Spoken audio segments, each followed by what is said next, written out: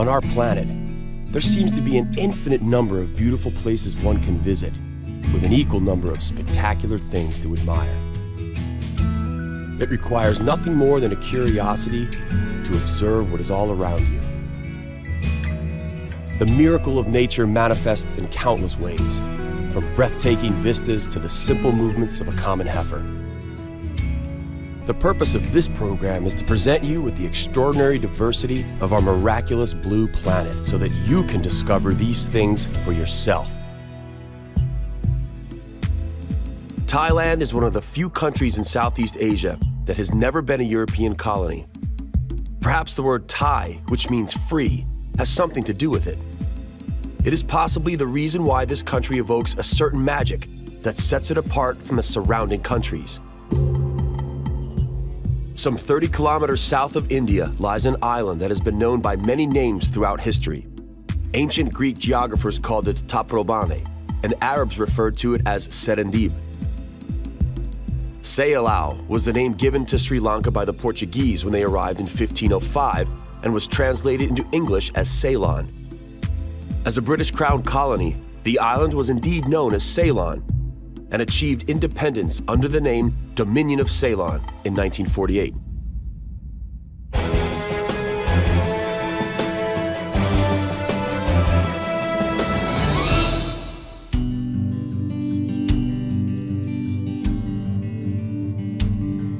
The day is breaking above the Mekong River that flows through northern Thailand.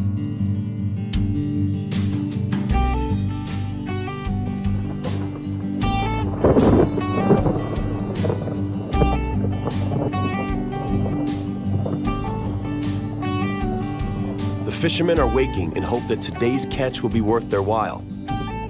They have nothing but hope left, as fish in the river are diminishing. The people's faith in one of the world's longest rivers remains strong. They still address it with the great aspect of Mother of Water. The legend has it that a half-god creature with the body of a snake and a human face lives in the river. The fishermen hold this being in such high regard that they still offer sacrifice hoping for its favor.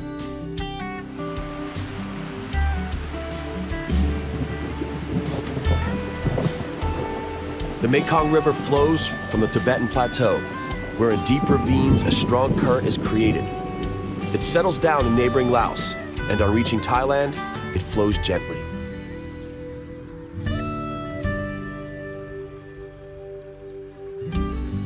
The capital of the Thai kingdom is Bangkok. The entire country is very popular as a tourist destination. The climate is tropical with high temperatures, considerable humidity, and is strongly influenced by monsoons.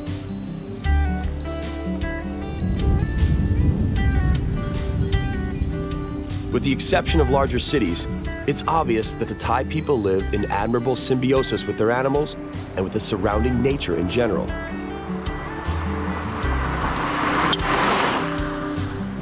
After all, it is their main and often their only source of livelihood.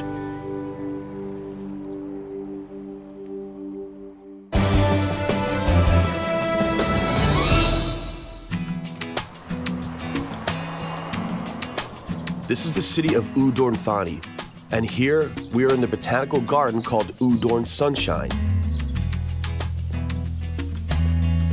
Mr. Pong cares for the orchids and inherited the garden and farm from his father, for whom flowers were the love of his life. His father cultivated a brand new variety of orchid called Miss Udon Sunshine. While orchids were once affordable only to the rich, today they are widely accessible. Thailand is one of the world's foremost cultivators and exporters of these beautiful flowers. Air pollution and ozone depletion have resulted in changing techniques for growing orchids over the years. Orchids now need to be grown with a roof overhead to protect them from the sun.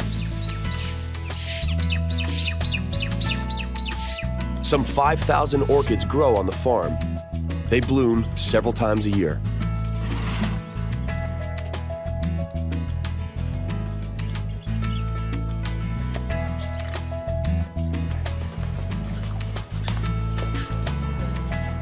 This specimen is the most popular. Apparently, it dances. Judge for yourself.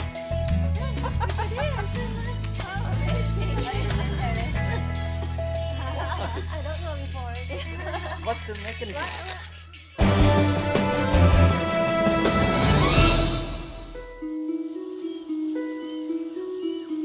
From flowers grown artificially in captivity on a farm, we move into the untouched nature of a tropical rainforest. This is the Erawan National Park. It's named after the three-headed white elephant ridden in ancient times by the Vedic god of thunder and lightning. People come here not only to admire the nature, elephants, and monkeys, but also to meditate.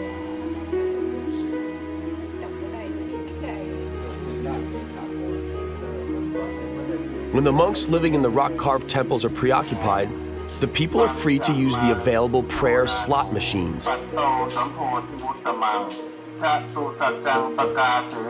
Fortune telling is also available.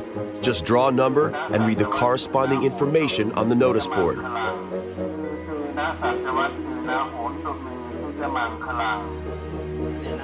If you are skeptical of the slot machines, the services of Mr. San, his caged bird, are also available.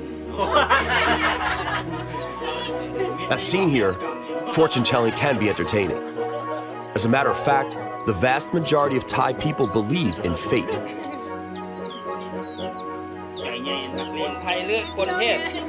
Mr. San's fortune-telling technique comprises of the bird picking out the right card from the pile with his beak in return for a treat.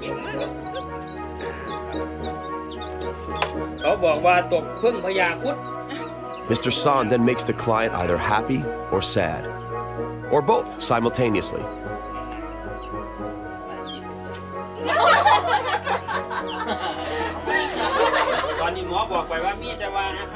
Naturally, people want to hear the good news.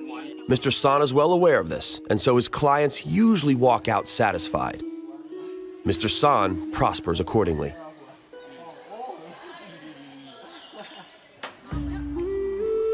A visit to Mr. San is followed by a call to the most important local pilgrimage site, to a temple with a statue of Buddha.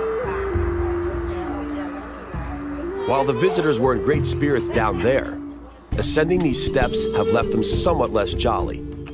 Reaching the temple high in the mountains takes 360 steps. The information about the actual number of steps varies. Some say there are as many as 600. This could be caused by the heat or exhaustion after the ascent, when one is generally too tired to do arithmetic. Physical exertion is said to benefit the soul. Whoever reaches the top apparently gets to experience nirvana.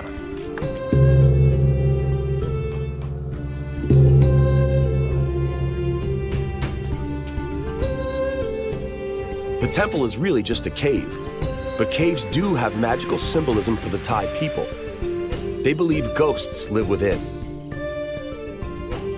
Monks seeking spiritual peace were known to find refuge in caves. According to an ancient legend, a white elephant died here, and the people believed that a deceased king was reincarnated into this noble animal.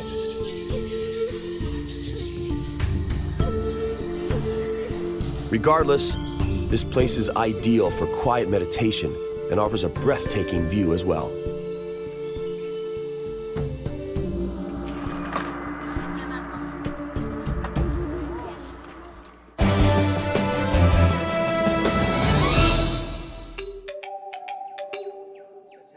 From the heights to the shore. Here we are on the lovely island of Phuket in the southwestern part of Thailand. The island is the seat of a province bearing the same name. This beauty was destroyed in the blink of an eye in 2004 by the devastating tsunami that swept through the region. Today, the beaches are restored to their previous beauty and the coast is safeguarded by a tsunami warning system. The fishermen, too, are safer now. There is no sign of the recent tragedy. We leave the fishermen to sail away because we too are in for an adventure. We are about to set course for a real natural miracle.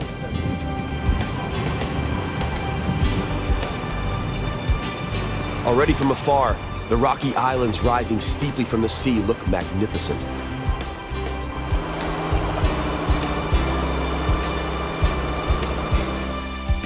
Despite their rocky base, they are overgrown with vegetation. The sea is tranquil and beautiful. We have reached the islands. We approach one of them, embark on a dinghy, and get closer still. The place is interwoven with caves hollowed out by water, hiding lagoons and creeks.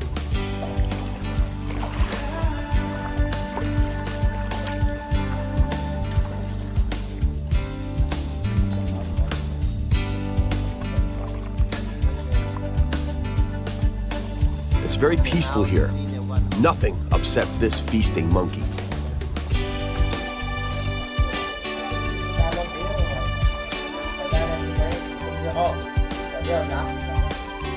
With a bit of fantasy, these peculiar animals could be a cross between a fish and a newt.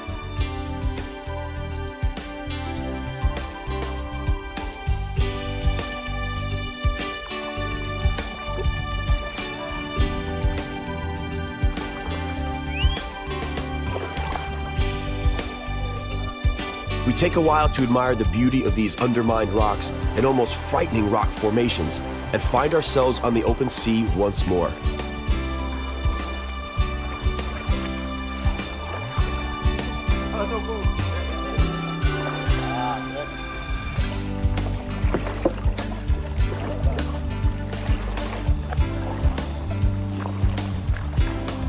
An almost fairy tale-like horizon opens in front of us, and it wouldn't seem strange if an ancient wooden ship from times long past suddenly appeared.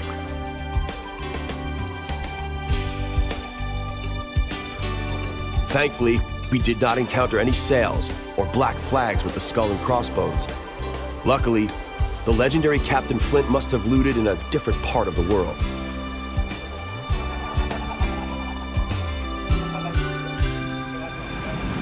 And so we head for the way back.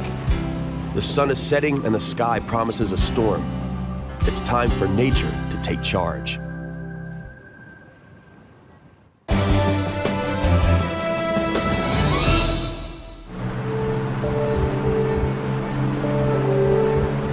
We have now opted for a somewhat more dynamic means of transport. We land at the Phi Phi Lay Island.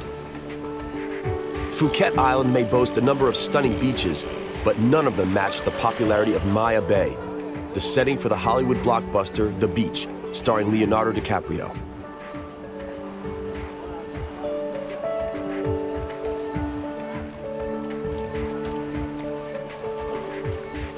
The island is made up of two rocky capes with sandy beaches in between.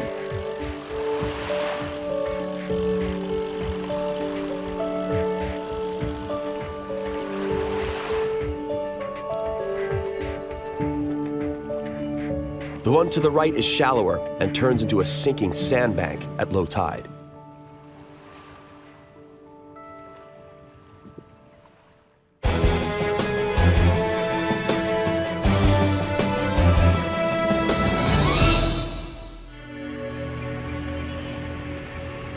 Welcome to Sri Lanka.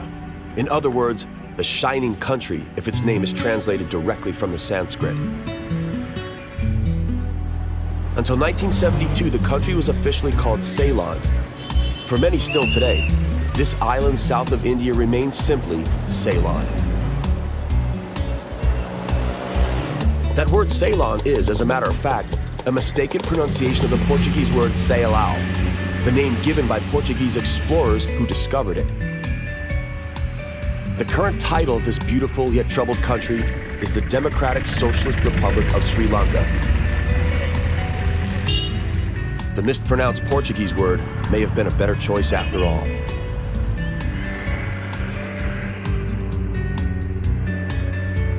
This pearl of the Indian Ocean gained independence in 1948. Sri Lanka is a beautiful and colorful place. There are tropical rainforests in the more humid parts and more resistant monsoon forests with precious timber in the drier northern parts.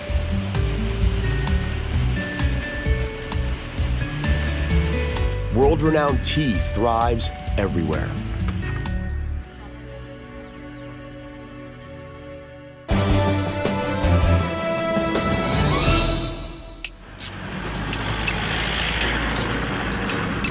Tea has been grown in Ceylon on a large scale since 1876, when the British merchant James Taylor decided to establish a tea plantation in the Lula-Condera region.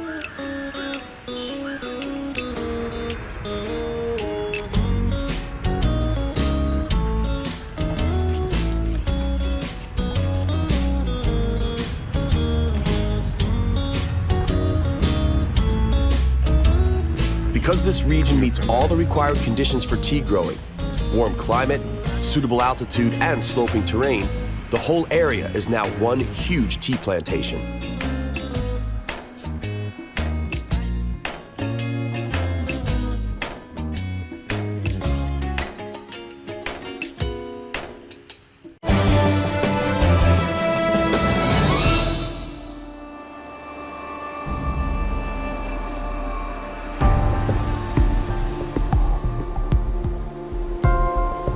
The dawn is breaking in Sri Lanka.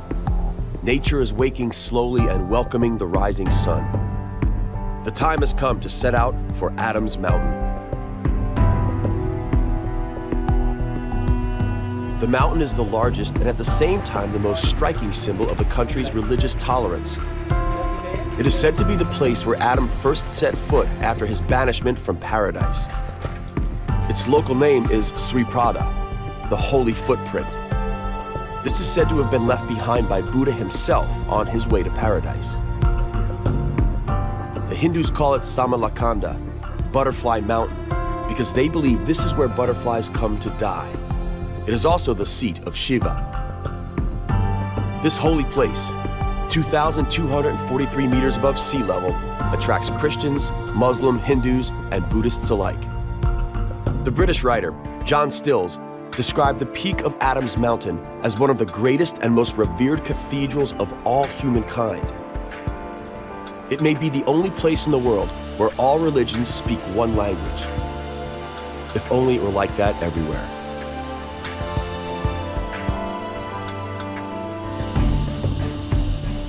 Ascending this endless stairway, lined by tiny plots resembling an ancient Maya culture, is a feat, but it's well worth the exertion and the view.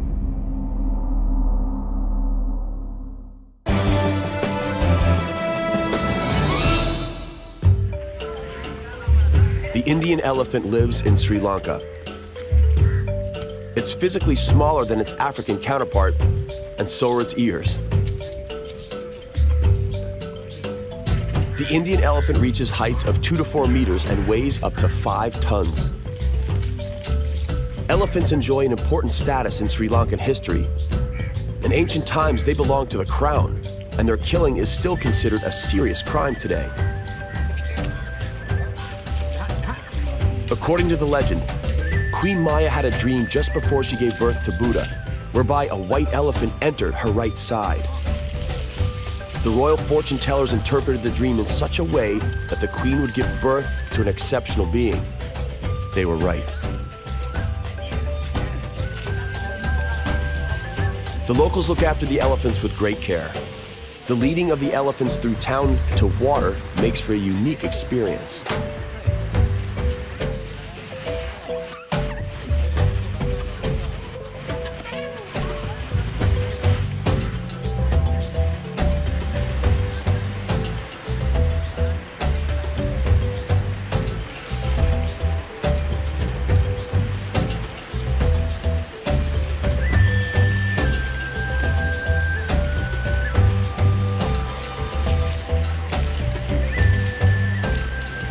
Bathing is very thorough, and the pachyderms, babies included, indulge in it.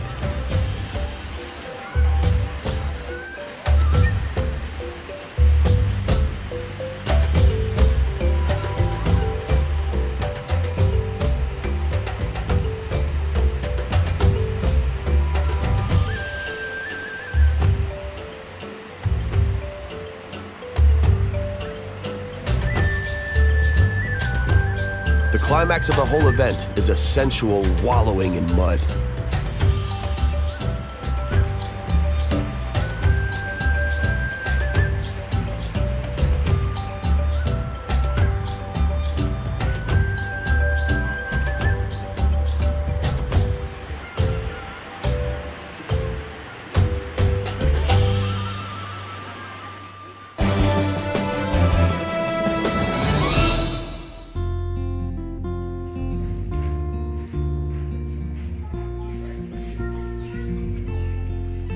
Sri Lanka is a botanist's and flora lover's paradise.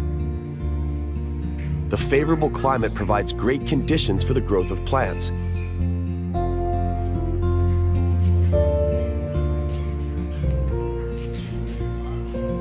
The local orchids are absolutely unique. Here, they grow in a huge variety of types, colors, and shapes.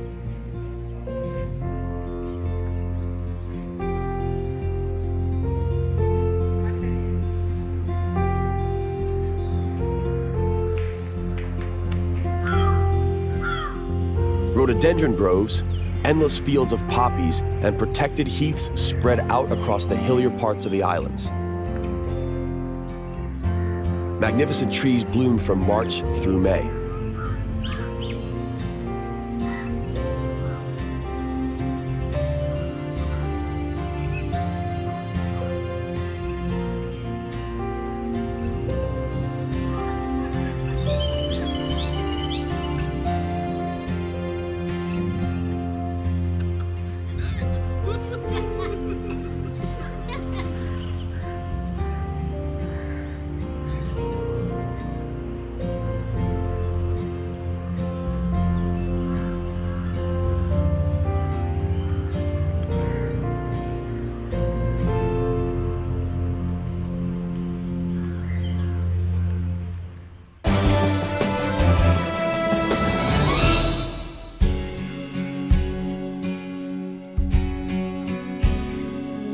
Daybreak welcomes us in the Yala National Park.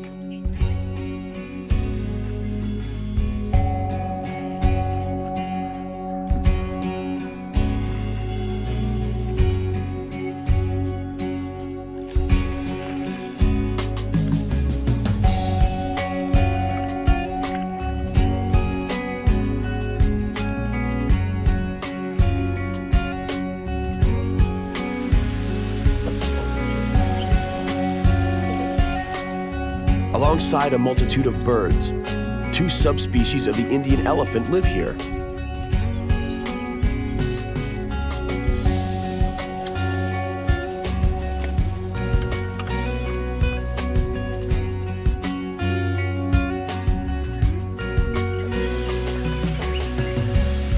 The park is also home to the mugger crocodile. The park's greatest pride and joy, however, is the spotted leopard. It is a unique Sri Lankan subspecies, and there are only 35 animals living here.